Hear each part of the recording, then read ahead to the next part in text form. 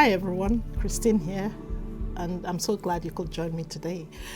I'm so passionate about living a transformed life. I'm talking about something that's beyond New Year resolutions, transformation. For it to be really, really far-reaching has to come from the inside.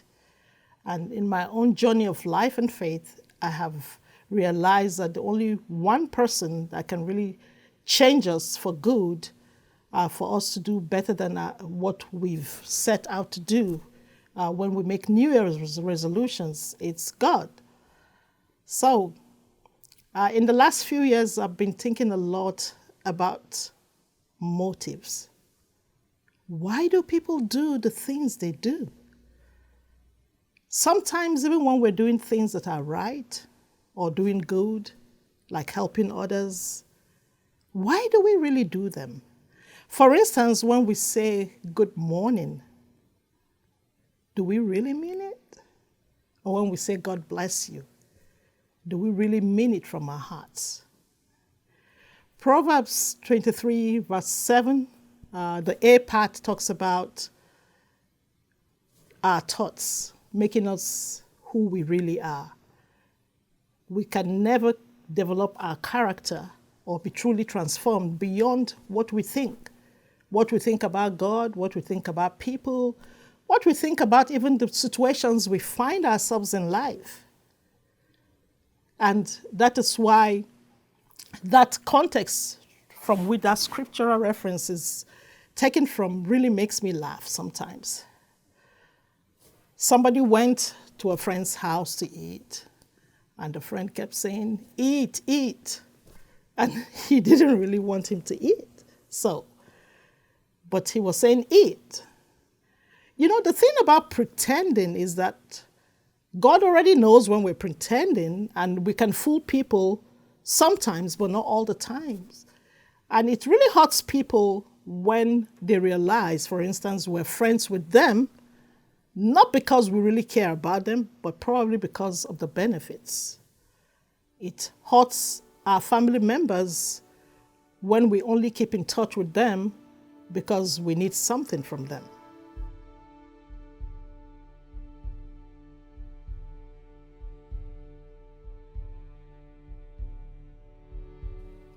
People don't really like self-centered people. I know you don't. I don't. So, the commitment to live a transformed life starts with examining our motives. Why do we do the things we do? Motives are simply the underlying reasons why we do things or why we do not do things. And the thing about motive is that it really, really influences us, whether we know it or not.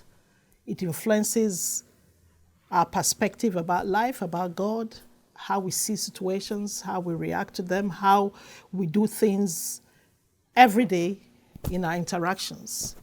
And in thinking about that, one of the things that really helps us, the Word of God is not obsolete. It's not a book that belongs to the archives. It's a living Word, and it has really transformed my life. And I've heard of so many people that every day they keep reading it and they are being changed day by day, bit by bit.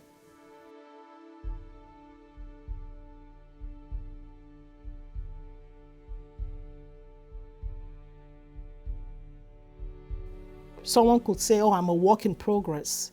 And that is what the Word of God does. It keeps us moving forward every day to be better people and to do better and to really, really re-examine ourselves.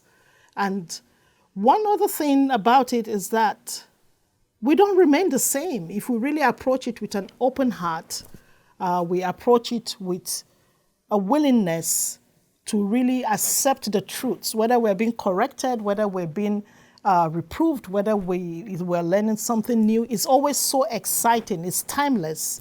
And especially in the times that we live in, we need something that can really, really change us for good. Philippians 4:8 talks about the thought life.